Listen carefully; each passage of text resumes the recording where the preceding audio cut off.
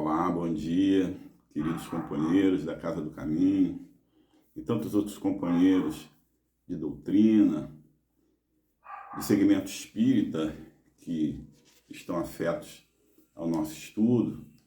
Nós estamos aqui para darmos continuidade ao estudo do Livro dos Espíritos e nós estamos tratando do capítulo 9, que é a segunda parte do Livro dos Espíritos, que trata diretamente da intervenção dos espíritos, esses companheiros que nos circundam, esses companheiros que, fora da carne, fazem parte desse roteiro de jornada, de prosseguimento de nossas vidas espirituais, rumo à luz, rumo ao progresso, rumo à perfeição. E é exatamente essa comunhão, essa participação de companheiros que já estão fora da carne, que dão lugar à intervenção nas nossas vidas, vidas de relação, vidas do cotidiano, vidas corpóreas, nas quais nos achamos nesse momento afetos. E o estudo que vem em continuidade, anteriormente falamos da ação dos espíritos nos fenômenos da natureza, e agora nós vamos falar dos espíritos durante os combates. E é muito interessante falarmos primeiramente naquilo que é um combate, daquilo que é uma batalha, porque essa nomenclatura ela tem alguns significados, né?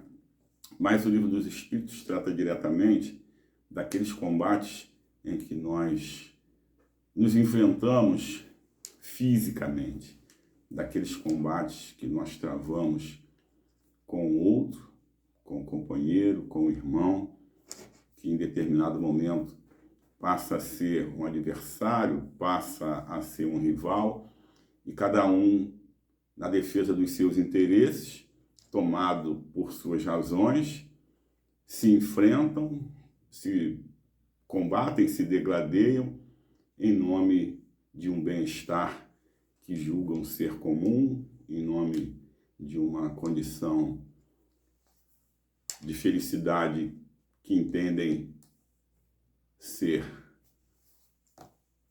afeta a todos. E por conta disso, vocês já percebem que essa razão, esse estado de certeza, isso é muito subjetivo, muito subjetivo. E nós, na nossa caminhada espiritual, que ainda exige muito aperfeiçoamento, ainda exige muita dedicação de nossas partes para efetivamente olharmos para um rumo que atenda a todos, essa condição de felicidade que, se não geral, tenha o maior número possível de adeptos, de companheiros alcançados, nós tendemos a fazer aquilo que ou que já é do nosso conhecimento, ou que nós entendemos certo, ou que nos permitimos ter a razão. O fato é que esses combates, eles têm algumas certezas, têm algumas razões, têm alguns adeptos, mas, via de regra, eles não têm muito de racionalidade, exatamente por força desse momento e dessa subjetividade que nos toma acreditando que aquilo que é o melhor para nós é o melhor para todos.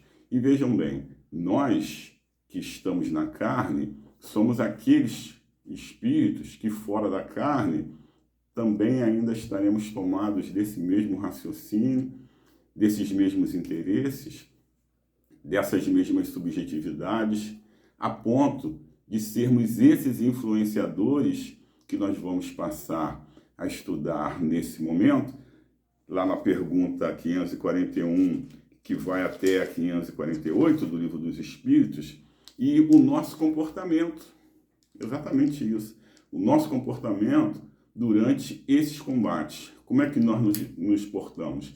Nós, espíritos desencarnados, né, e espíritos encarnados também, porque vocês sabem bem que nós somos influenciados e somos influenciadores. E naquele momento em que o combate efetivamente está acontecendo, nós não deixamos, nós, espíritos encarnados, não deixamos de ser influenciados por aqueles que entendem que tem razão, por aqueles que entendem que tem que fazer prevalecer suas vontades, por aqueles que entendem que absolutamente estão certos e aqueles que não comungam do mesmo raciocínio devem ser combatidos, e lá estamos nós diante desses enfrentamentos que chamamos combates, que chamamos batalhas e que chamamos guerras. Exatamente, chamamos guerras. E nesses conflitos, que são conflitos de interesse e que nascem no pensamento de nós, espíritos imperfeitos, ainda caminhando para essa luz e caminhando para o entendimento coletivo, em especial para o entendimento coletivo, esse entendimento que atenderá a todos em determinado momento da melhor forma possível, mas ainda não é assim, nós damos espaços para que companheiros que sejam do mesmo entendimento, da mesma ordem, da mesma natureza, que estão em meio a nós, nos influenciem. Nos influenciem. E quando nós estamos falando de combates, quando estamos falando de enfrentamentos, nós estamos falando também de companheiros que são afetos a essa prática por entenderem que aquilo ali os satisfazem. É uma satisfação que eles, inclusive, querem compartilhar. E aí onde eles vão buscar a satisfação desse seu momento? Vão buscar onde existem esses conflitos. Vão buscar nos campos de batalha. Vão buscar nesses campos de enfrentamento. Aonde houver a discórdia e aonde houver ali qualquer dissidência, lá estarão esses companheiros influenciando. E esses companheiros que influenciam de uma forma geral, influenciam tanto aos comandados quanto aos comandantes, a ideia deles é fazer prevalecer aquilo que eles pensam. A ideia deles é estar em meio a nós, encarnados, nos fazendo comprar aquele comportamento e nos influenciando. Agora vejam e percebam como isso depende muito de nós, como depende muito do raciocínio, como depende muito desse nosso momento interior, porque tanto comandantes quanto comandados têm as suas funções. Assim é na vida, né? Assim é na vida. E quando esses companheiros que são comandados sofrem essa influência belicosa, eles se tornam mais belicosos ainda. Eles não submetem aquela influenciação a um crivo racional. E a partir daí se juntam a outros companheiros através dessa influenciação, através dessa inspiração. Esses companheiros têm lugar e são sugestores, sugestionadores. São aqueles que vêm estar entre aqueles companheiros justamente para que eles fiquem naquele estado de torpor, naquele estado de combate e naquela condição que os fazem lutadores, brigadores. E os comandantes? Não é diferente. Não é diferente.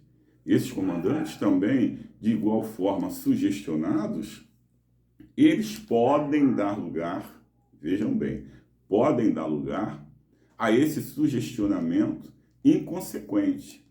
Porque aquele companheiro que é comandante, ele é responsável pela tropa. Tá? E essa tropa, ali na frente nós vamos falar disso, é uma tropa no sentido genérico mesmo, que pode ser desde um grupamento militar até um outro tipo de tropa, que pode ser um grupo, que pode ser um grupo de empregados, que pode ser um grupo de pessoas que estão sujeitos a uma subordinação. E esses companheiros são companheiros que têm muita responsabilidade. Muita responsabilidade. Ou seja, aqueles que são comandados, que vão para o campo de batalha, que obedecem ordens, também tomados por essa influenciação, eles acabam dando lugar para o companheiro que vem do plano invisível para se comprazer com aquele momento. E, igualmente, aquele que é um comandante, esse mais responsável, vejam bem, porque normalmente é um companheiro que tem um acréscimo, ele tem um plus, ele é um companheiro que tem uma genialidade, ele é um companheiro que vem numa condição de comando. É um espírito mais preparado.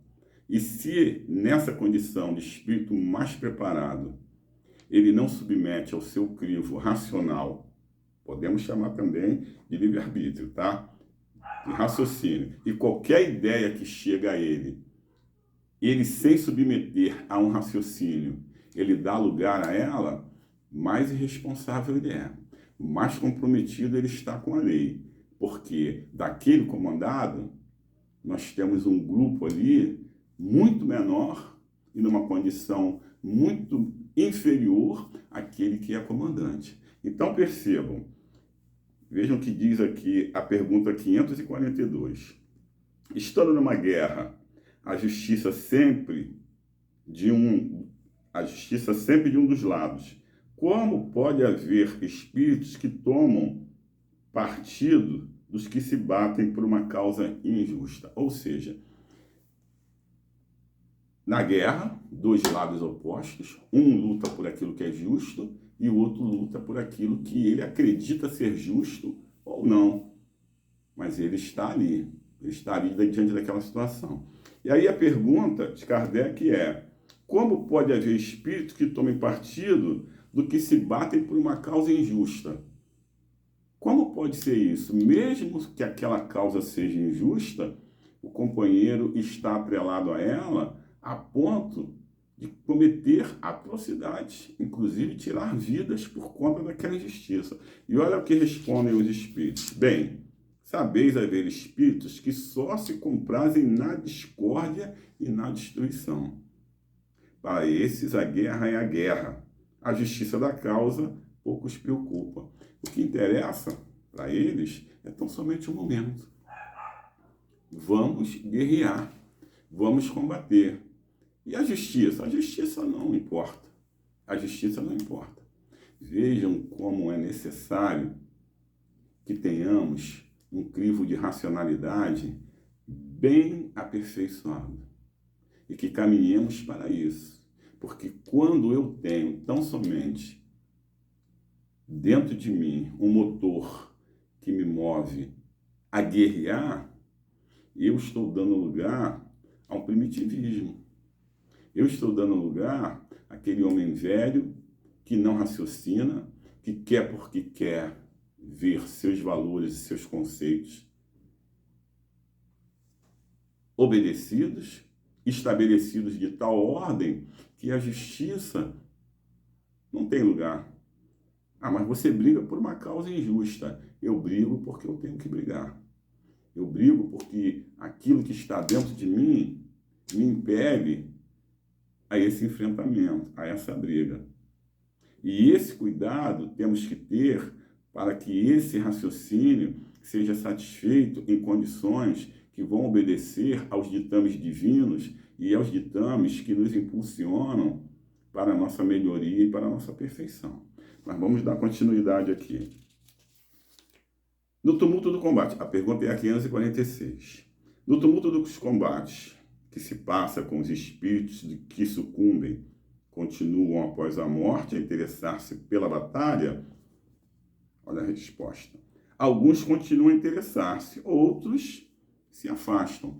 Por que isso? Por que alguns se afastam? Vamos falar desses que se afastam. Porque fora da carne, passado aquele momento de perturbação, passado um momento em que o corpo inibe grande parte da razão do espírito, passado esse momento, o espírito começa a perceber-se. E começa a perceber também que aquela causa pode ter sido uma causa sem a menor relevância. E pode ter sido alguma coisa que não o fez naquele momento raciocinar de forma adequada. E aí, quando ele sucumbe no campo de batalha, quando ele deixa o corpo físico, inclusive, que é aquele momento de perturbação, e aqui vale dizer também o seguinte: nem todos se apercebem imediatamente, inclusive, que deixaram a carne, que estão mortos. Alguns continuam naquele estado de beligerância, alguns continuam ainda ali exaltados e tudo mais, e a partir de determinado momento que eles percebem que não tem mais o corpo físico. E aí vem a perturbação, porque aquele ambiente é um ambiente tumultuado, extremamente tumultuado. As energias ali são aquelas energias que não são boas e nem propiciam a um melhor entendimento, a uma melhor razão. E passado aquele momento, quando o espírito se apercebe fora da carne, quando ele se dá conta e vai passando aquele estado de torpor bélico, ali ele já começa a recobrar algo que o faz pensar que não tem mais sentido aquilo, que não tem mais sentido, que o momento já é de caminhar. E aí alguns se desinteressam. Isso se dá de forma mais rápida, às vezes de forma mais vagarosa. Alguns permanecem lá porque ainda são muito tomados daquilo que o momento e o local os chama, e outros já começam a perceber-se. Outros já começam a entender que aquela questão da justiça, que aquela questão do enfrentamento, que aquela questão da racionalidade, tudo isso já começa a fazer sentido, e ele tem sim, enquanto espírito encarnado, enquanto espírito desencarnado, ele tem sim a condição dessa observância. E a partir dali, o socorro vem. A partir do comportamento dele, né? O socorro vem. A partir dali, já existe toda uma tropa também que está a observar, que já está pronta, inclusive, para o socorro, que vai acolhê-lo, que vai dar lugar a um sopro de outro tipo de vitalidade que vai fazer com que o companheiro se retire daquele espaço e que naquele acolhimento ele já passe a ter aquilo que é necessário para esse melhor entendimento e vai deixar aquele espaço onde ele foi tão atuante, aquele espaço onde ele foi lá tão atrevido, tão abusado, onde ele ousou muito, aquilo já não faz mais sentido. E ele já vai caminhar e ele vai tender diante desse acolhimento, e ele já vai tender para um caminho melhor. Agora vamos falar de uma outra coisa, ou de uma outra coisa não, da mesma coisa que também é o combate, mas numa outra vertente. Antes, ainda, muito embora vivamos esses momentos de enfrentamento, esses momentos de luta, de guerra mesmo em si, que todas nascem aqui no pensamento e vão dando lugar a um crescimento até chegar aos campos de batalha, existe um outro tipo de combate também. Existe um outro tipo de enfrentamento, existe um outro tipo de guerra, aquele que está voltado para a satisfação dos nossos sentimentos inferiores. Aquela guerra que ainda é promovida por nós quase que diariamente, porque queremos que as nossas vaidades, que os nossos orgulhos, que tudo aquilo que nós entendemos como certo, sejam objeto não de aceitação imediata pelo outro, mas que o outro nos entenda e que o outro imediatamente obedeça aquilo que nós entendemos como certo e queremos que seja feito ao nosso feitio e à nossa vontade. Temos que ter muito cuidado com isso. Essas guerras costumam ser piores do que aquelas guerras que estão lá no campo de batalha. São guerras em que nós emitimos energias que não são salutares, energias que são contrárias a todo um aproveitamento para que todos nós caminhemos da melhor forma e caminhemos bem. Nós estabelecemos guerras, inclusive, pessoais conosco mesmo. Exatamente isso, conosco mesmo, quando não nos respeitamos, quando entendemos que nós estamos dessa ou daquela forma e que isso é inaceitável. Quando nós entendemos de modificarmos nossas essências, vejam bem, que para o mal, tá? Para o mal, ou para o não bem, porque eu posso ser taxado de bobo, eu posso ser taxado de tolo, e a partir daí eu rompo com o melhor raciocínio. A partir daí eu faço com que nem eu mesmo respeite a minha essência. E vou dando espaço ao crescimento de virtudes que são virtudes negativas. Na verdade, nem podemos chamar de virtudes, né? Aquilo que não é benéfico, aquilo que não é de aproveitamento, não só meu, singular, como também dentro de uma coletividade, que pode ser uma coletividade familiar, uma coletividade social, profissional, exatamente por conta de eu estar ainda estabelecendo essas guerras, esses conflitos, por força daquilo que eu me recuso a observar que seja de melhor aproveitamento para todos. Essas guerras, que são essas que nós travamos, que são essas que nós promovemos, via de regra por conta das nossas vaidades e do nosso orgulho, guerras de teimosia, são guerras que devem ser observadas com muita atenção. Muita atenção, porque esses combates que geram esses enfrentamentos nos campos de batalha, esses combates, eles nascem pequenos, se assim podemos dizer. Eles nascem menores dentro de nós. E nós vamos ficando bélicos, vamos ficando egoisticamente impositivos. E quando percebemos, nós estamos levando outros companheiros a comprar ideias nossas que não são ideias melhores. E esses companheiros, num processo de adesão, eles são compelidos a agir dessa e daquela forma. E tanto nós que somos encarnados, que influenciamos, quanto esses companheiros que são influenciadores do plano espiritual, nos confundimos. E não pensem que essa influenciação, essa intervenção que vem do plano invisível está somente lá no campo de batalha, não. Não está, não. Ele está em todas as condições de nossas vidas. E é exatamente esse cuidado que devemos ter para que esses combates, essas batalhas, essas guerras não sejam travadas sem armas, sem esse tipo de armamento, porque elas são travadas no campo das ideias. Elas são travadas no campo da energia invisível e que ainda assim faz de nós influenciados, faz de nós bélicos.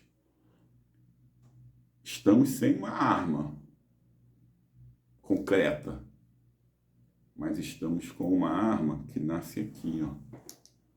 E essa arma afeta o nosso coração. Esse armamento, ele tem um alcance, companheiros, enorme, enorme.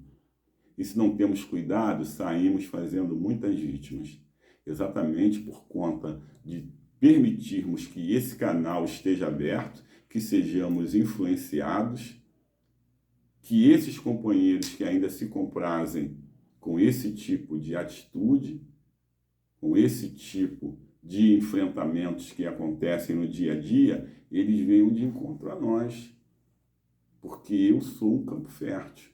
Eu não estou tendo cuidado com os meus sentimentos, eu não estou tendo cuidado com os meus pensamentos, eu não estou tendo cuidado com o meu melhor poder de decisão. E nesse exercício do livre-arbítrio, eu não estou fazendo o meu melhor. E eu estou permitindo que combates aconteçam, que combates tenham lugar. E que esses espíritos, esses companheiros que ainda são bélicos e se comprazem com tudo isso que acontece nos campos de batalha, venham estar junto a mim, me influenciem, nublam o meu raciocínio, de forma que eu estou, mesmo fora daquele campo de batalha, eu estou promovendo um campo de batalha pessoal próprio. E a partir daí, também estou permitindo esse tipo de intervenção.